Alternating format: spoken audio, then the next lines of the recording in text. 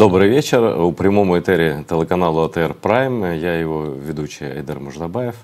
А ви, наші глядачі, які дивитеся нас як у тимчасово окупованому Криму, так і по всій Україні, в різних країнах світу, де підтримують Україну і де людям не байдуже те, що відбувається на нашій війні, яка насправді є війною за все нормальне, цивілізоване людство. Я радий, що сьогодні знайшов час з нами поспілкуватися, і це таке моє рішення, якомога частіше запрошувати співрозмовників з наших дружніх країн, з Польщі, Литви, там, Латвії, Естонії, інших. Це правильно, і це цікаво, і це корисно, і треба відриватися взагалі від російського світу, бо світ, в якому ми зараз живемо, він абсолютно геть інший за ті часи, коли комусь здавалося, що Росія – це центр якоїсь там культури, а Москва якась там чогось там, столиця якихось там, я не знаю чого, куди всі там дивилися, заздрили їм тощо. Зараз усі, переважна більшість людей дивляться на Росію з огидою на росіян. І навпаки, дивиться більшість українців на поляків, литовців, що як на справжніх друзів, з якими насправді треба спілкуватися, і думка яких насправді цікава, бо від них теж залежить підтримка України і, зрештою, наша перемога. Я дуже радий, що знайшов час з нами поспілкуватися. Валдас Барткевичус, громадський діяч, литовський людина, яка є волонтером Міжнародного фонду «Друзі України», відповідно, міста Вільнюс, Литовська Республіка. Привіт, Валдеса. Привіт, Айдар. Салам алейкум. Доброго вечора, Україна. Я дуже радий, що ти зараз з нами. Я хочу одразу почати, знаєш, що останні новини, вони просто вражають в позитивному сенсі. Виявилося, просто, я думаю, що наші просто чекали на підтвердження, що в результаті атаки на штаб так званого Чорноморського флоту Росії був вбитий командувач цього потворного, огидного терористичного утворення, і багато ще офіцерів, і багато ще більше офіцерів знаходяться в нормальному окупантському пошкодженому стані. А в тому числі там наша розвідка додала, що сили спеціальних операцій додали, що під час атаки десантного корабля «Мінськ» було понад 60 осіб, точніше, терористів було теж убито. І це дуже-дуже крута операція. Це свідчить про те, що Україна там має і інформацію, ми то знаємо, що вона там має інформацію з Криму, і що всі ці удари, вони не просто так, це дуже класно сплановано. І, я не знаю, для мене це свято. А що в Литві думають із цього приводу? Пробачте, що буду говорити нам на трофейній мові, як ми говоримо серед нас, но в Литве, как и в Польше, наверное, выборы через год. В Польше быстрее, через 2 недели, а в Литве через год. И Украины чуть-чуть меньше. В тех группах людей, которых я общаюсь, Украины до сих пор много, но на пространстве побольше наших пузырей социальных Украины становится все меньше и меньше, на жаль. И вот тут, как с этим бороться, конечно, мы не понимаем. Просто делаем, что делали, и продолжаем делать, и будем продолжать это делать.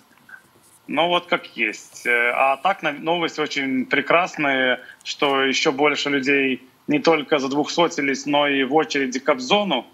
Это новости прекрасные, кто понимает, о чем идет речь. Скажи, я перейду теж на трофейну мову, щоб тобі простіше було. Ждем тебя, как всегда, в Украине. Я знаю, ты довольно часто приезжаешь не с пустыми руками. Вот. Ну и в Литве занимаешься не только там волонтеркой, многие занимаются в Литве, вообще все литовцы донатят, многие занимаются волонтерской деятельностью, но ты еще и занимаешься публичной деятельностью, объясняешь своим соотечественникам, ну, что-то поясняешь в плане, там, я не знаю, тех же русских, которых у вас тоже очень много. И ведешь свою борьбу там против русского мира, против русской так называемой культуры. У тебя есть соратники, которые в том числе, ну, не сорвали, а, скажем так, улучшили немножко выступление Шендеровича, сделали его более интересным. Вот. Но, и, как я понимаю, русский мир не оставляет попыток залезть в Литву, хотя, казалось бы, Литва, ну, всегда, ну, по крайней мере, когда я рос, считалась самой недружественной страной. Даже такие постоянно ходили среди русских, вот, говорит, литовцы, они даже в улицу спросишь, не покажут, да.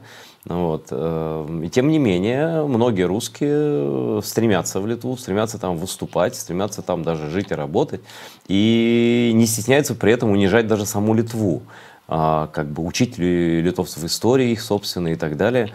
Почему такая ситуация, почему так происходит, и как литовское общество воспринимает нынешнюю Россию и тех русских, которые к ним приехали, к вам, то есть, приехали и так далее? Расскажи, пожалуйста. Ну, во-первых, не я, а мы. Я всегда говорю, что это мы делаем. Я один ничего не могу сделать. И то, что мы делаем все вместе. И только так мы можем победить. Если мы будем бороться против врага поодиночке, нас поодиночке расстреляют, заглушат, задавят.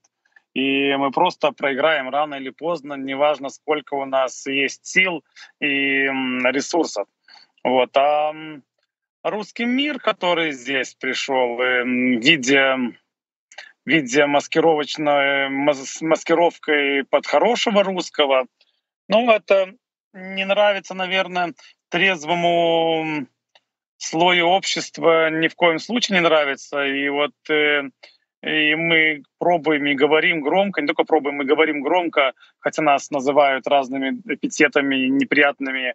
Ну, кому неприятно, для меня это приятно.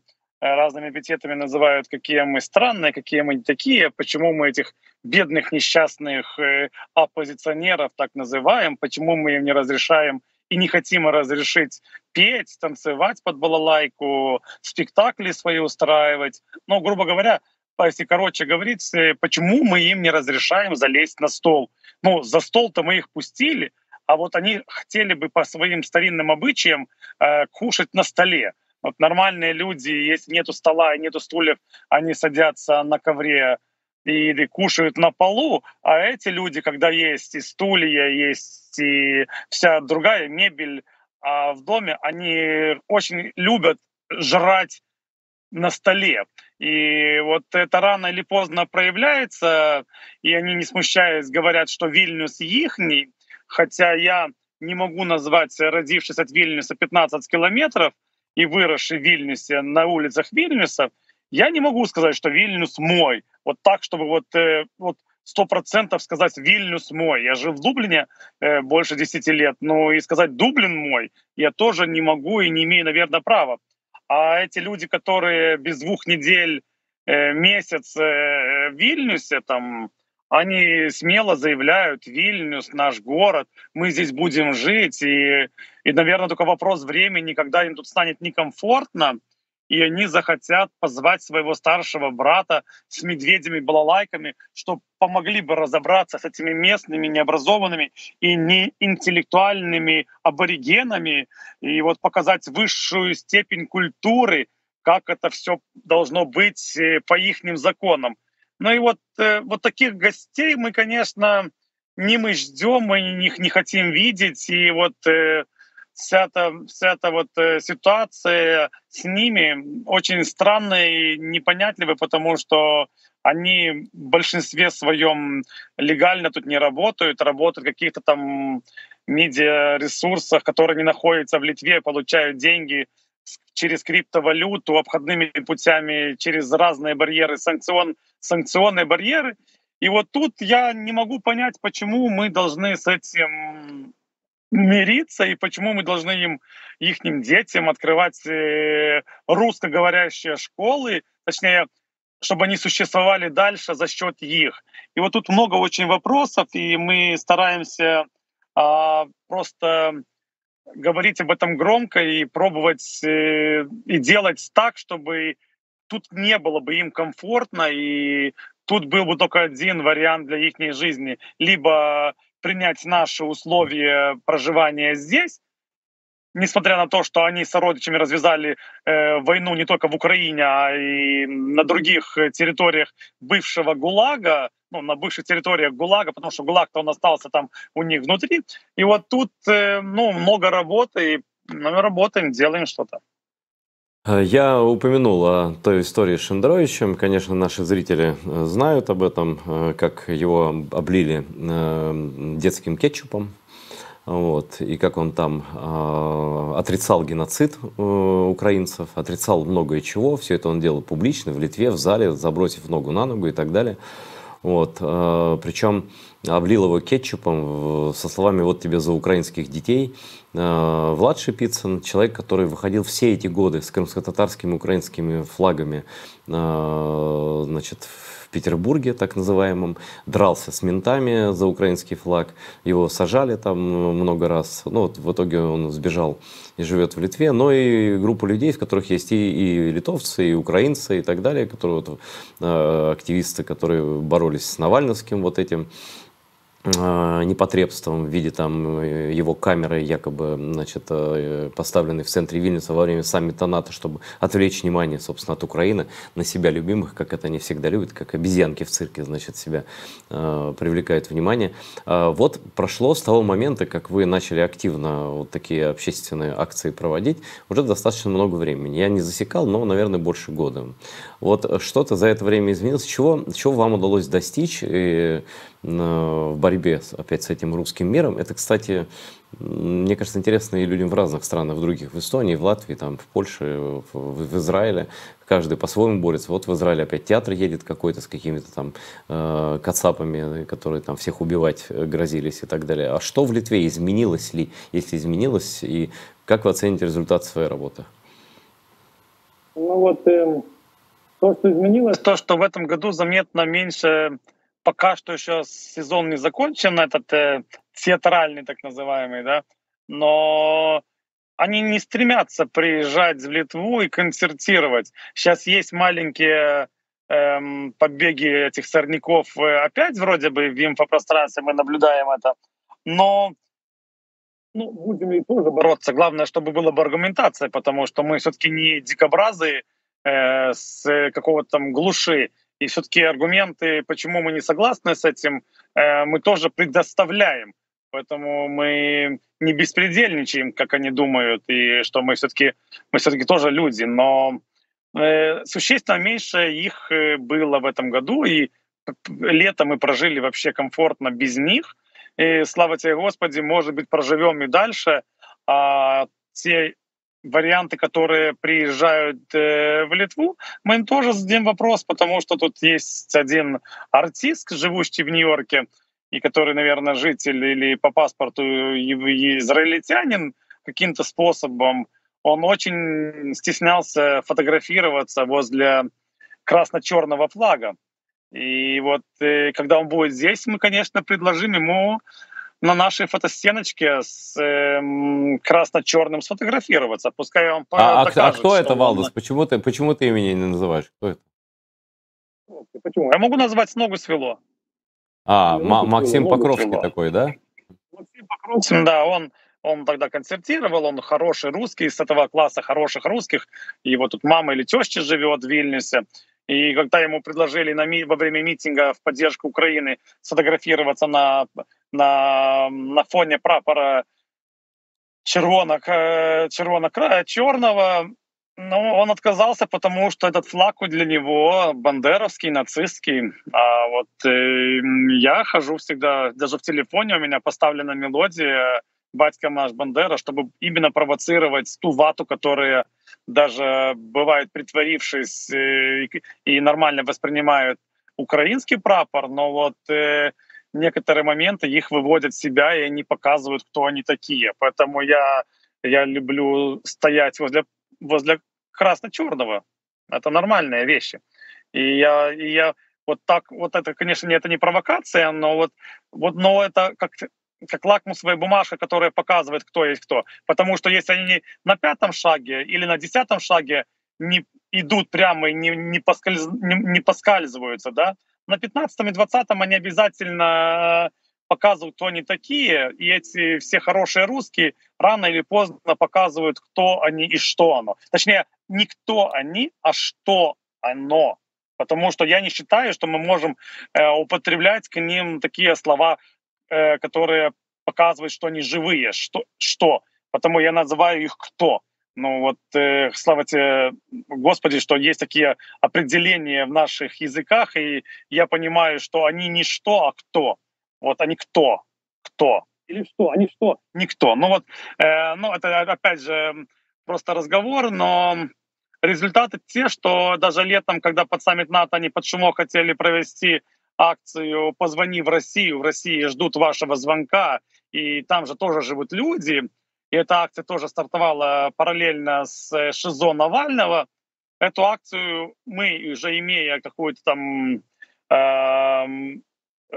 подписчиков вокруг себя и в этих людей, которые за нами стоят и репостят, и пишут, мы за 6 дней эту акцию прекратили. Хотя за этой акцией стояли серьезные очень медийные люди, им казалось, что это очень прекрасная идея во время саммита НАТО вывесить во всем Вильнюсе плакаты большущие, во всем Вильнюсе, не только в Вильнюсе, а и в Каунасе, и в Клайпеде, везде, где только могли прилетать иностранные гости, и автострады, и все такое это было захламлено. Позвоните в Россию сегодня, и мы эту акцию просто деанонсировали и сняли все эти плакаты вручную практически.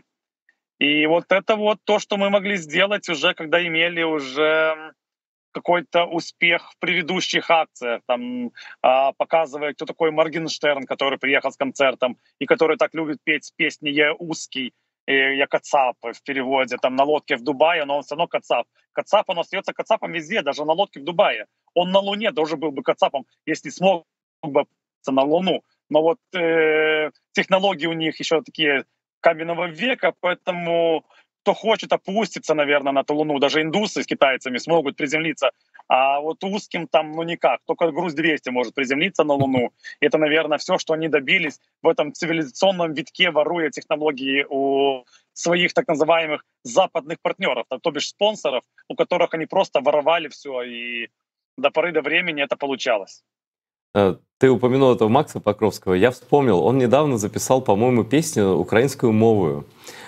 И вот человек записывает песни по-украински, да, пытается всем показать, и, может быть, действительно он себя считает другом Украины, да, но не хватает элементарного мозга вот вырвать из себя этот учебник истории советской, вот эти рассказы про страшных бандеровцев, вот до какой степени глубоко этот кол в них сидит, или они на этом колу сидят, что даже люди, которые пытаются из этого вырваться, да, все равно на этом колу колышек в себе хоть небольшой, но носят, понимаешь, и носят везде. Я думаю, это хорошая идея, я думаю, что надо действительно подойти и в глаза задать вопрос, потому что все эти легенды про украинских фашистов, собственно, благодаря им, если это слово «благодаря» уместно, нас и убивают сейчас. Это повод использовал как раз Путин. То есть, по сути дела, одним ртом он поет украинские песни, украиномовную песню, и тем же самым ртом, или там, может, раздвоение какое-то, как у их герба, брезгует флагом, на котором кровь украинцев, и который для украинцев является, ну, это флаг, по сути дела, это флаг нашей армии, да, то есть это брезговать нашей армией, да. Я уж не знаю, ну и спросите еще, сколько он лично помог вооруженным силам Украины, как он, сколько обеспечил прицелами там и так далее наших воинских частей и такое прочее. Если нет, то, может быть, ему лучше на Брайтон-Бич в самоваре там баклуши околачивать, вот, чем в Литве. Да, ну, мне, по крайней мере, мне кажется, что украинским беженцам, которых 1150, наверное, в Литве, это было бы неприятно. Около 80 тысяч примерно. Ну, мы не знаем точных цифр, конечно, но около 80 тысяч, и тут их точно есть. Но я, может быть, перепутал немножко, да, но смысл не меняется. Десятки тысяч людей. Я хочу о соседней стране поговорить. Собственно, ситуация похожая, но там просто вот этих вот кацапов побольше. Это Латвия, так сложилось исторически. И вот, значит, из Латвии мы отовсюду слышим стоны, конечно. Но особенно сильные стоны мы слышим из Латвии, Литвы и Эстонии. Причем те же самые русские, которые живут в любых других странах, ни в Англии, ни в Германии, не визжат, что их дети не могут учиться по-немецки или по-английски, там, или по-французски. Они спокойно их ведут в школу, чемненько там сидят на родительских собраниях, все стараются понимать, помалкивать и вести себя, но нет. Если это Латвия, Литва, Эстония, то это такие, типа, ну, такие села подмосковные, да, где такие сельские районы, где москвич приехал, как это так, вы что-то смеетесь, я буду там по-вашему вот это вот лопотать, да, и вот пишет, я не знаю, читал ты или нет, просто, ну, какой-то там черт по имени Андрей Мамыкин цитирует свою какую-то подружку, видимо, такую же, ну, формат такой же. Пишет, говорит он, я не знаю этого человека, неважно, из Фейсбука мне прислали, пишет мне русская учительница бывшей русской школы Риги. Ну, видимо, там их скоро не будет, этих русских школ. Так вот, цитата. Я постараюсь прочитать это без смеха, как мне всегда, когда я читаю этот текст, получается. Сейчас я соберусь и прочитаю. Наполнитесь трагизмом. Валдес, это трагедия. У тебя есть носовой платок, если заплачешь, там салфетка, утри слезы. Итак, Рига, наши дни. Когда выносили на мусорку русские книги, это звучит просто уже как стихи. Когда выносили на мусорку русские книги, из нашей школьной библиотеки запретили даже разобрать желающим книги по домам. Я так и вижу, знаешь, латышей, которые отбирают по рукам, бьют, значит, те за Пушкиным тянутся, а латышей раз по рукам. Дальше. Отковыряли русские буквы алфавита в классах. Педсоветы давно на латышском. А с этого года запрещено и родительские собрания проводить на русском. Это вообще какой-то, я не знаю, это Холокост просто, не меньше, да? А какой рев стоит в начальной школе? Первоклашки ревут, не переставая. У них все по-латышски. Они ничего не понимают. Начинаются нервные срывы. Дети перестают вообще говорить. Это этнолингвистический геноцид. Что ты про это скажешь? Это последствия Маши и Медведи. Когда запустили 20 лет назад Машу и Медведя под кожу через YouTube, и не только YouTube, и все каналы транслировали Машу и Медведи, у нас говорило, что это все-таки гибридное оружие. И сейчас понятно, что нам так и было, что это гибридное оружие, которое их удержало в прекрасном.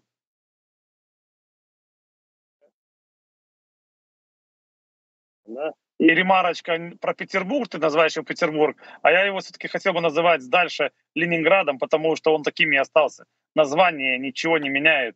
Он был Ленинградом уже 300 лет назад. И это самое нормальное название, чем даже сквернять имя святое Петра. Там. Вот так я думаю.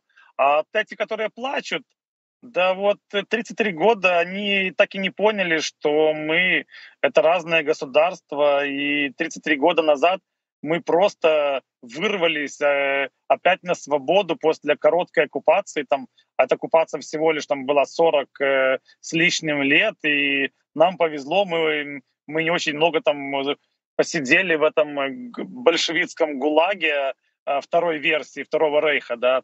И вот они не смогли понять, что мы совершенно разные люди, у нас совершенно разный менталитет и совершенно разное мировоззрение. Они остались жить там же, они остались там в ГУЛАГе номер 2, а сейчас у них строится ГУЛАГ номер 3, но они все равно живут в том ГУЛАГе номер 2. Вот Совкапитек, он не вымер при разрушении ГУЛАГа номер 2, а переселился в Совкапитек в ГУЛАГ номер 3, который начал строить тот же Ельцин, который на танк залезал и так махал флагом этим аквафрешем, да, аквафрешем помахал, люди все такие, да, свобода. И тот же день, на другой день он поехал бомбить сначала Грузию, потом Ичкерию, быстро тушить пожар. Сначала оружие пропили, просрали оружие в Ичкерии, все продали, а потом, ой, а что мы сделали? Начали бомбить и называть их там маджахедами и там всякой дрянью, и убивать детей, которых убили десятки тысяч детей в той же самой Ичкерии, и больше 300 тысяч людей, а потом говорят, ой, они на Беслан напали. Ну а что им было делать? Но извини Просто меня, умереть? Валдос, не очень что-то звук иногда пропадает, я не знаю почему. Но вообще-то говоря, в Бесланской школе теракт совершила российская армия, которая расстреляла из танковых пушек помещение, наполненное детьми. И все, кто видел этот штурм, а у меня были знакомые, которые это видели, там эту историю предлагал разрулить Масхадов, который тогда был живой еще, президент Ичкерии. Он готов был приехать и вывести... Ну, короче, там было много предложений не только от Масхадова, но Путин специально от всего этого отказался и приказал расстрелять помещение, в котором были дети. Это его преступление, точно так же, как и дома взорваны и все остальное прочее. Да? Вот. Но я сейчас хочу вот еще о чем поговорить. Да, вот какая вообще ситуация с русским миром, с ватниками в балтийских странах? Ты же бываешь, и ты можешь сравнивать Эстонию, там, Латвию, Литву, даже Польшу, ты и там бываешь, и довольно часто. Ну, например, мне в Таллине как-то попался таксист, который ставил русскую музыку. Я ему сказал, я заказал транспорт, а не русскую дискотеку, да, на что он начал там говорить, что он гражданин этой страны. Я говорю, ну вот свою музыку своей страны и слушай, типа, да, вот. Ну и в итоге никто никуда не поехал. Вот. Скажи, пожалуйста, что-то изменилось с начала полномасштабного вторжения? Каким образом балтийские страны, там, другие страны, на твой взгляд, ставят барьеры перед русским миром, как физические, я имею в виду не пропуск транспорта, там, конфискации какие-то и так далее, так и ментальные. Вот что происходит, на что стоит обратить внимание?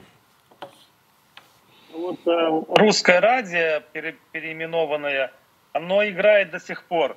Правда, если честно сказать, в последнее время я русской дискотеки не слышу вот так наяву, потому что у меня реакция совершенно нормальная была бы на эту русскую музыку. Я, наверное, кинул бы кирпич, и проблем мне в этом нету.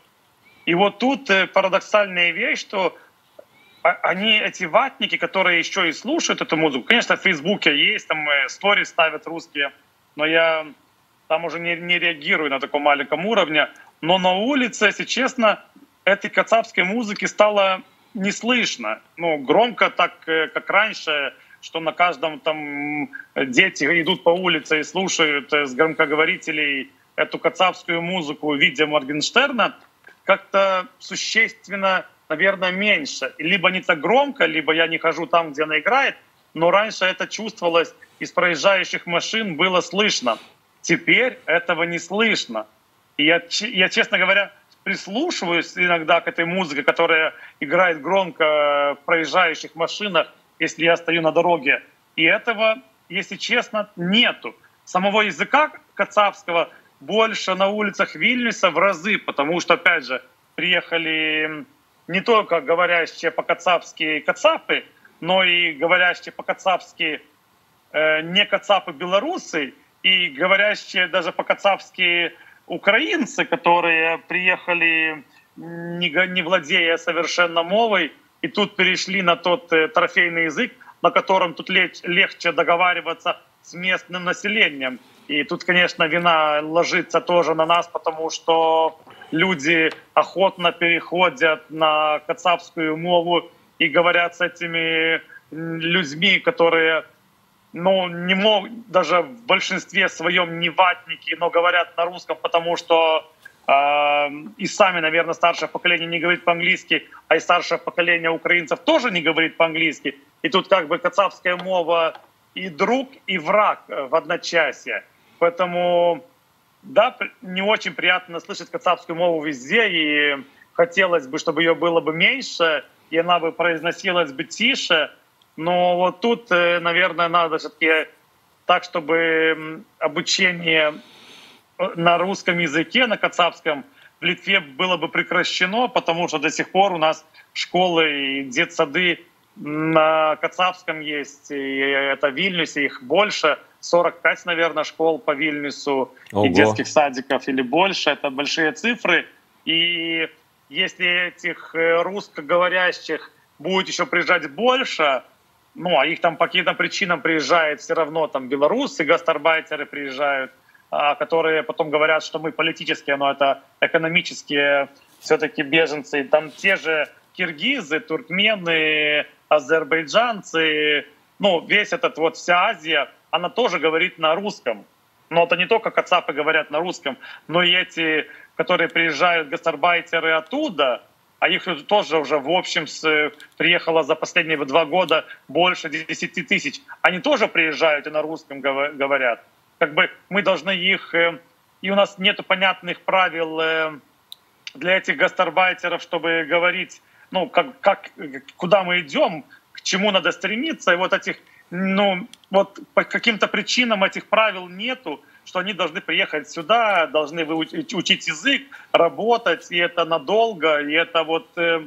и вот этого наша власть тоже, наверное, боится сказать реальность, что нам нужна рабочая сила, и эта рабочая сила, на жаль, но на сегодняшний день может говорить только с нами и на русском. И вот тут, наверное, не хватает лидерства у правящих элит, чтобы сказать элементарные вещи, и чтобы народ понимал бы и воспринимал бы это как натуральные процессы. Даже если эти люди приезжают с наших партнеров, которые точно и за Украину, тот же Азербайджан, я думаю, это друг все-таки Украины больше, чем Кацапи в этом дне. И они победили, отвоевали свою землю на Нагорном Карабахе, потому что там все-таки Кацапы сделали эту вот мину замедленного действия, поставили в начале 90-х. Вот и тут, конечно, большая победа наших даже партнеров, можно сказать, которые точно свободный мир даже в каком-то плане, да? Смотри, ну и как я понял, что, конечно, это очень странно, что русские школы, которых нет ни в Германии, ни в Польше, значит, у вас и не так большой процент, в общем, русскоязычного населения, ну, было, по крайней мере, да? Ну и вообще странно, сейчас это как-то... 3%. Сколько? 3 или 4. Ну, короче, сейчас это предельно странно, потому что вот зачем им учить русский язык на уровне такого продвинутого пользователя, то есть образование получать, где они потом будут учиться? В Нахимовском училище в Севастополе, или как там оно называется, да? Или в Ленинграде, как ты правильно говоришь? Или что? Зачем это нужно? То есть это вообще дурная услуга и самим-то детям, да? Нет бы учить литовский, английский, и как бы, ну, мир туда развивается, вот в эту сторону, не в ту, да? Но вот в Латвии вроде как нет уже русских школ, вот как плачутся, значит, вот эти вот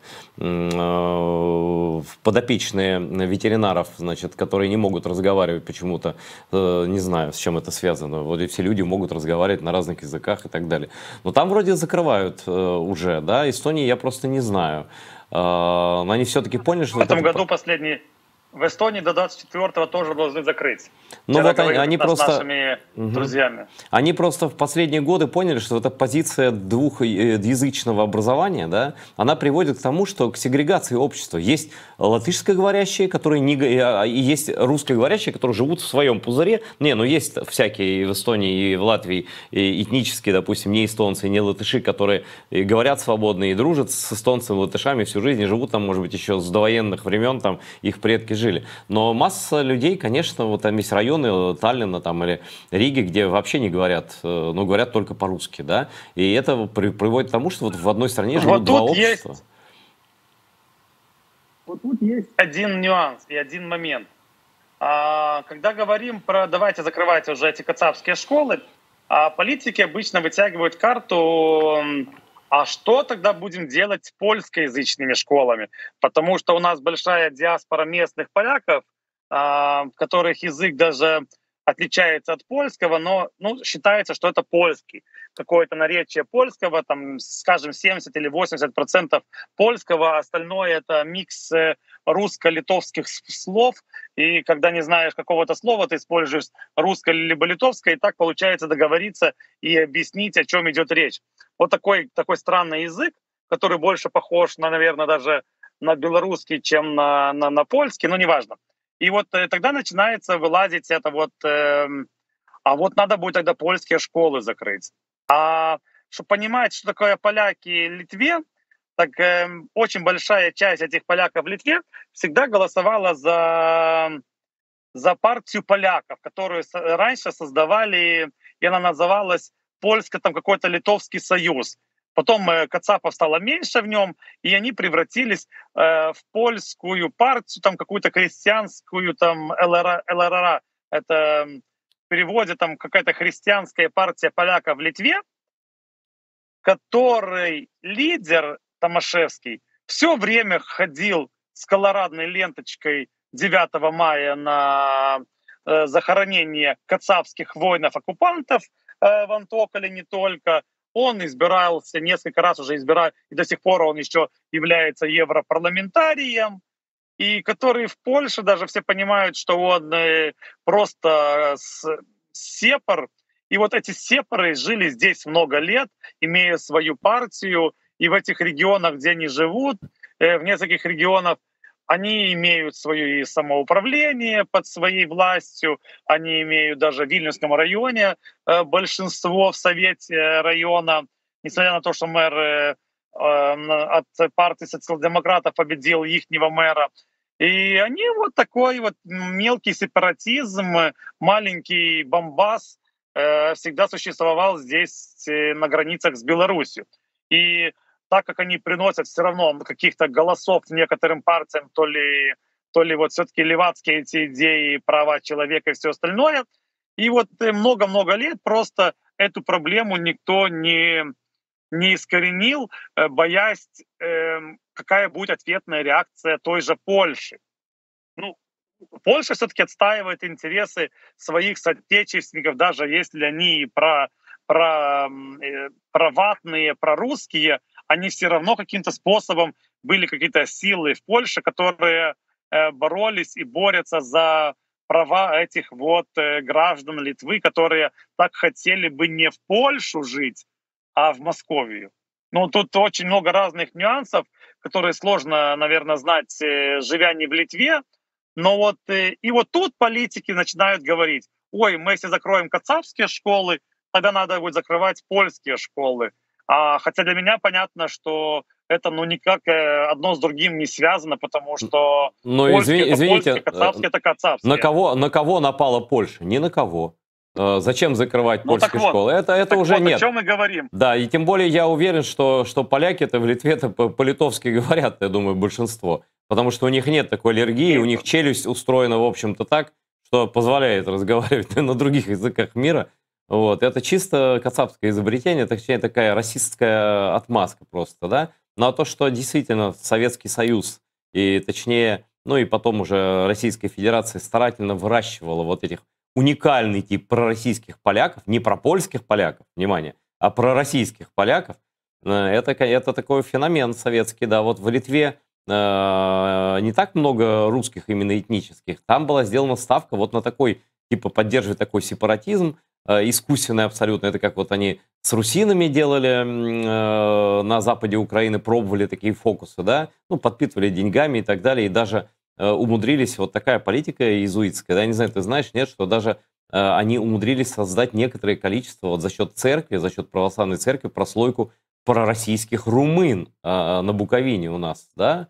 То есть вот они работали так с национальными меньшинствами, внушали им ненависть там к Украине, там или к Литве в данном случае, и вот это все. Но уж польские школы точно не представляют угрозы для никого, да, как и польский язык. Его-то как раз и можно, и нужно учить, я думаю, и в Украине, и шире. Кстати, у нас это больше стало. У нас даже премьер-министр официально предлагала второй иностранный язык сделать общедоступным польский, ну, потому что по совершенно понятным причинам польский язык для нас это соседи, И если делать какие-то бизнес или учиться даже, продолжать обучение в Польше, больше, наверное, перспективы есть, чем где-то либо в других странах. И даже пример предлагала, который говорит тоже свободно на польском, говорила, что надо все-таки ввести, извините, телефон упал, просто пример сказала, что надо учить польский язык, если не хотим учить немецкого. Но немецкий тоже такой, ну, не очень нужный в наше время, а польский, наверное, больше нужен, чем немецкий. Ну, это, по крайней мере, Вот в нашем регионе. внутреннее дело Литвы, конечно Да, же. конечно, конечно, Да. конечно. Но что-то я хотел у тебя... Вот ты сказал про вот этот некий сепаратизм, который подогревала Россия все эти годы.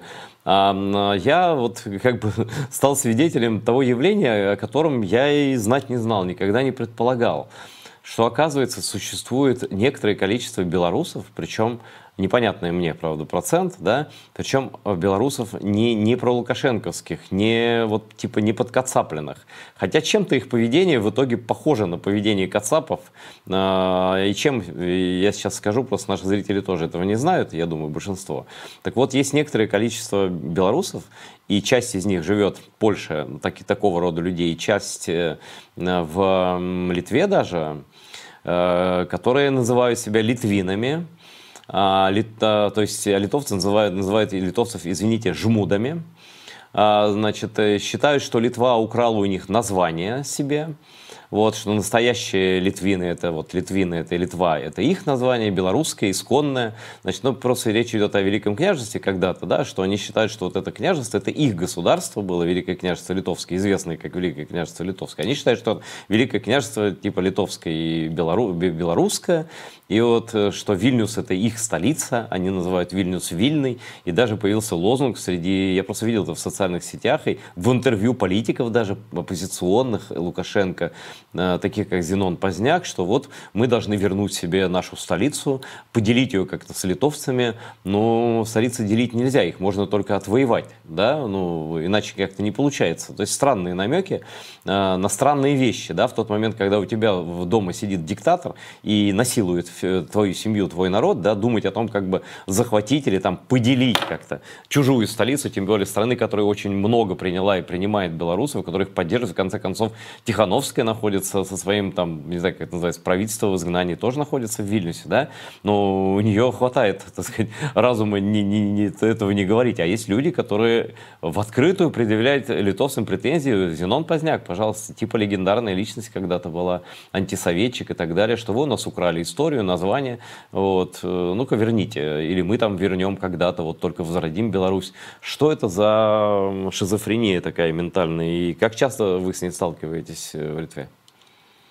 Ну, часто, не часто, но я вот с этим столкнулся именно вот когда пошел послушать Зенона Поздняка, потому что тоже его уважал как нормального и адекватного человека с нормальной русофобской позицией. Но вот когда услышал про то, что вот Вильнюс не все так однозначно, и Вильнюс это наш город, и я такой, стоп, стоп, стоп. И вот тут опять, наверное, показывает, что белорусы все-таки, ну, я не говорю, что все, но также заражены, как эти кацапы, тем же кацапским вирусом, своего не могут создать, и лучше это спиздить. Ну вот просто Ой, это спиздить. Валдос, я тебе напоминаю, что ты в прямом эфире лицензированного телеканала, и да. Мгм. Украсть. Украсть это легче всего, что они умеют, и этот вирус живет у них совершенно спокойно. Плюс сегодня читал, что все-таки у нас вышла статья побольше на alpha.lt, где написано, что все-таки у них даже есть в Беларуси, оказывается, в официальных вопросниках экзаменов есть тоже это самое, что вопрос, а кто создал ВЛКЛ? И там есть разные 3 варианта ответов. Это или литовцы захватили белорусов, или белорусы захватили литовцев, или сначала литовцы захватили белорусов, а потом белорусы захватили литовцев. И назовите правильный ответ. Ну, то есть там все это есть даже в книге по истории. Просто когда нам говорят, что ой, мы с этим вопросом не сталкивались, наши журналисты уже поработали.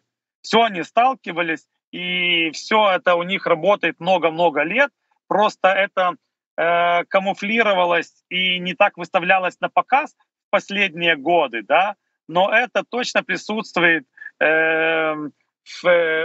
во всех учреждениях, даже в Беларуси, даже лукашенковской Беларуси, потому что сам Лукашенко тоже за величие и отстраивает замки ВКЛ, и памятники ставил даже Альгердасу, который был язычником и который был похоронен как язычник. Вместе с ним сожгли 18 лошадей его любимых.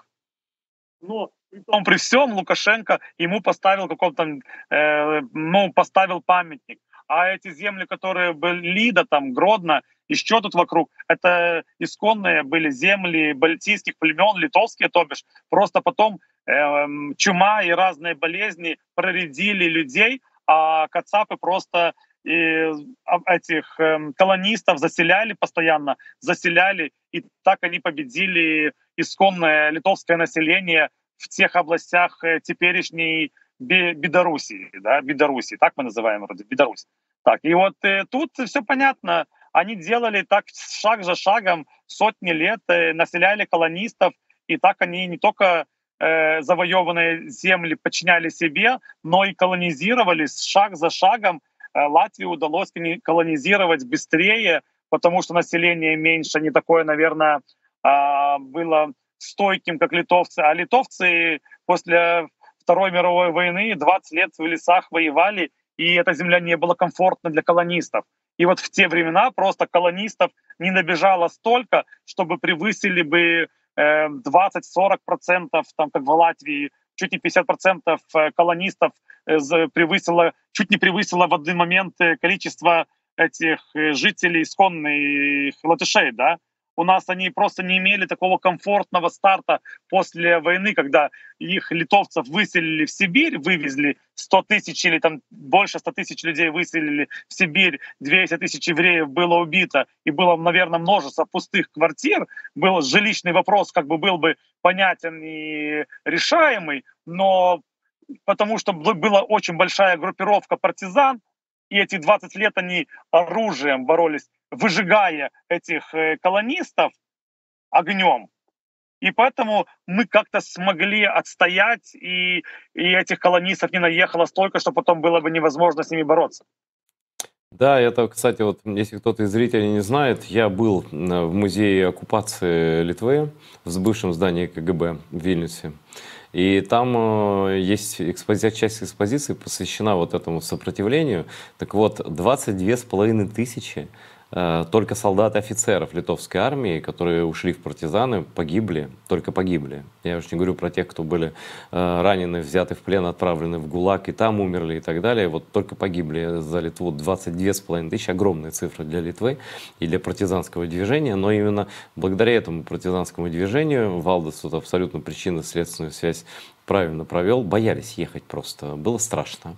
И было непопулярное туристическое направление, скажем так, для колонизаторов. Да? Поэтому сейчас в Литве чуть попроще. Намного сложнее Латвии. А может быть, ты, кстати, у тебя же есть друзья в Латвии. А что в Латвии? Там же вот максимальное количество, да, по-моему, там в Риге чуть не половина, а в целом там, по-моему, процентов под 40. И вот это Латгалия, восточная Латвия, это, ну, к сожалению, там царят практически российские нравы во многих местах. Вот и по Латвии у нас контактов, на жаль, не особо-то есть больших таких, вот, чтобы видные активисты.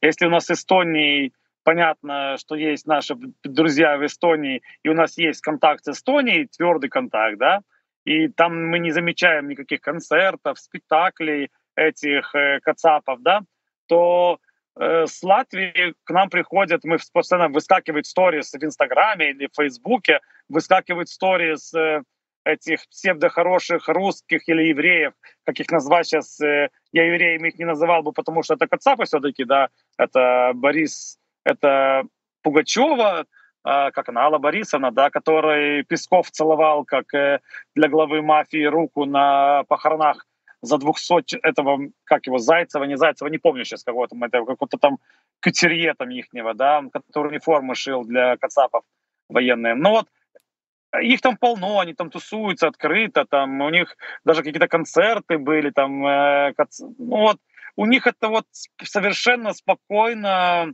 несмотря на то, что они жалуются, что русофобия зашкаливает, школы закрывают, но при том, при всем у них эти вот псевдокультурные концерты в этой Юрмале происходят и происходили все лето. И для меня это, конечно, очень страшно на это смотреть, и я не хотел бы, чтобы так было бы у нас, в нашей Паланге, в нашей Ниде, в нашей Клайпеде.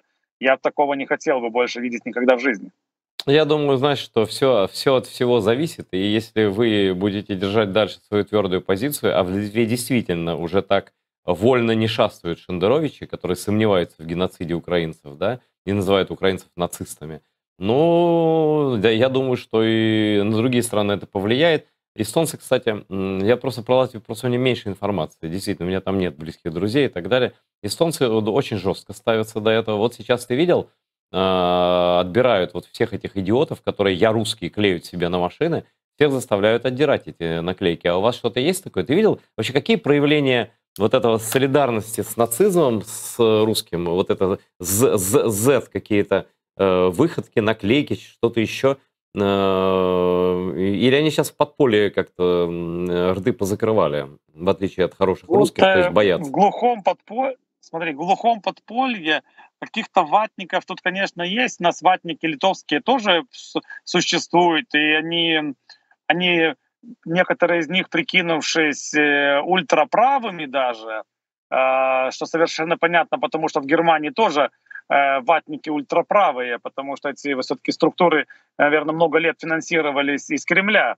И вот есть что-то, но просто пузыри не совпадают, и большие города, конечно, они живут по-другому. Да и маленькие. Я проехал летом, много был в городах Литвы, и прапоры украинские практически везде присутствуют, во всех городах, во всех райцентрах, и везде можно увидеть украинские флаги, и их никто не сдирает, никто не глумится над этим. И, в принципе, ватных ноток слышно бывает у говорящих там, ну, например, машину заряжаю на колонке электричеством свою, и кто-то подъезжает и начинает там нести откровенно ватную пургу, тогда, конечно, начинаешь говорить прямо: «Ты вата?» Ну, или там: «Что ты говоришь вообще? Пошел на 3 буквы, чемодан, вокзал, Россия, вали». Но это у нас говорится прямо, никто не стесняется этого, и по курсу российского корабля люди очень быстро посылают тех коллаборантов, которые поддерживают. Конечно, их есть коллаборантов, есть в публичной сфере очень много, да, но все-таки мы побеждаем в этом плане, и я надеюсь, что мы победим и искореним это сословие общества, которым не все так однозначно. Но в любом варианте мы победим. Смотри, хотела спросить, ну, может быть, не знаю, это вопрос, может быть, к людям религиозным, я не знаю, насколько ты религиозен, но вот высказывание римского папы, ну, предполагают два варианта. Либо он мерзавец, либо дурак. Как бы его вот высказывания касательно Украины омерзительные, людоедские. Он абсолютно холоден к страданиям украинцев, при этом очень жалеет русских, тоскует о каком-то русском величии своей аргентинской головой, значит, и так далее. Но все-таки он папа римский, и он глава католической церкви. А Литва, хотя она, кстати, Литва последняя христианская страна Европы, литовцы до конца сопротивлялись, не пускали к себе епископов, которые там из Польши пытались крестить, но когда уже сами, да, когда уже сами решили, то приняли католицизм, и в отличие от эстонцев и латышей, большинство литовцев католики. А вот как литовцы относятся на этом фоне к папе римскому? Что-то слышно, какое-то мнение епископов или общественности об этом? Католическая секта, конечно, поддерживает своего папу, но те литовцы, с которыми я общаюсь каждый день, и с которыми мы и делаем и акции, и все остальное, мы совершенно против этого и не только Папы Римского, но и против коллаборации священников, и которые говорят, что не все так однозначно, опять же, все не так, вы поняли. И вот в этом моменте я просто для себя отказался, и моя жена, и мы отказались. Мы в церковь и так не ходили там раз на 5 лет, но сейчас я просто говорю так, про себя сказали, что мы отрекаемся, а писем писать об отказе от католичества зачем? Если я буду писать письма епископу, я буду признавать его власть, а я их власть не признаю. Для меня они никто, и их название ничто. И поэтому для нас, людей, которые за Украину, на первом месте это Украина, а потом Украина и наша общая свобода — это то самое главное, за что мы боремся. И ни один Папа Римский не имеет авторитета повлиять на наши убеждения. Я так даже считаю. Среди твоих друзей, знакомых, есть литовцы, которые уже пошли, я даже такого знаю, человека одного, которые пошли служить в армию, непосредственно в Збройные силы Украины, заключили контракт. Есть люди, которые постоянно помогают. Есть, и в принципе, вот, ну, если так посмотреть, ну, мое мнение, что Литва — это идеальная страна по отношению к Украине. Ну, мне так вот кажется, да. И в Литве украинских детей никто не обижает, там, и украинцам комфортно, и их никто не говорит, что вот тут понаехали, там, и так далее. То есть абсолютно вот как будто мы просто вот такие братья, которые, ну, приняли, одни братья других приняли пожить их жен, там, и детей, пока вот идет война и поддержка и так далее. Нет ли риска? Ну, я думаю, что нет, но просто у тебя спрашиваю твое видение. Там, снижение поддержки Украины, равнодушие, как бы, ну, типа и так, и без нас обойдутся. Литовцы продолжают быть активными донорами, собирают миллионы евро там на разные полезные вещи для нашей армии и так далее. Как литовское общество себя чувствует вот на данный момент, когда уже более 1,5 лет идет полномасштабная война? Поддержка на всех остальных уровнях, кроме денежного, она ощутимая. Денег собирается, но не так много, как собиралось. И вот это привыкание к этой ситуации, конечно, беспокоит. Ну и плюс экономические трудности, наверное, возросшие цены влияют на это. Много разных факторов. Но по большому мы как приходили на митинги, как делаем митинги, уже сегодня 72-й митинг в поддержку Украины, так мы их и делаем. И мы не остановимся и на 100-м митинге, и эти митинги будут каждый понедельник на центральной площади Вильнюса до Победы. Неважно, когда она будет и как это будет, быстро, не быстро, но мы делаем все, что возможно. И люди, которые живут вот в этом, вот этим живут, я как-то не замечаю, чтобы их становилось меньше. Те, которые были, ситуация заставила их прийти, какие-то там маленькие акции организовать в начале вторжения, первый месяц, их не стало уже на 2-й месяц. Они там хайпанули и ушли с этой повестки. Но те люди, которые не ради хайпа делают и чисто делают, потому что понимают, что происходит, я не думаю, что они уйдут и завтра или послезавтра с фронта борьбы за Украину, за нас вместе. Но те, которые ситуативно, мы их называем шампанные активисты, да, эти сразу соскочили первые месяцы или первые недели, когда там было модно, а потом стало не так модно, потому что невозможно собирать толпу в 10 тысяч людей и маршировать по Вильнюсу с прапорами Украины. Но совершенно понятно, что это не может продолжаться вечно. Каждый день ты не можешь ходить на митинги и с прапором кричать «Слава Украине» каждый день. Но это ж мы не секта, мы реальные люди, работающие большинство, и мы зарабатываем деньги не только для того, чтобы прокормить себя, но и чтобы помочь людям. Это самая главная ценность, і це не зависить від того, ми католики чи не католики. Менше з тим, Валдосе, все, менше хвилини залишається. Це дійсно щопонеділка в центрі Вільнюса на Соборній площі, на головній площі країни проходить невеликий, але постійний проукраїнський мітинг, куди приходять, ну, на мою думку, найкращі люди Литви. І якщо ти сьогодні там будеш, а напевне ти там будеш, передаю всім привіт і всім політикам, які теж заходять до мітингу. І прем'єр-міністерка заходить, і ну, лише президента я не бачив на вашому мітингу, ну, але він там свої функції виконує, він допомагає, і він абсолютно проукраїнська людина. Передавай всім привіт і подяку велику. Дякую тобі, що знайшов час. І перепрошую глядачів за трохи нецензурні лексики, але ну, так буває, коли йдеться про Росію і росіян. На все добре.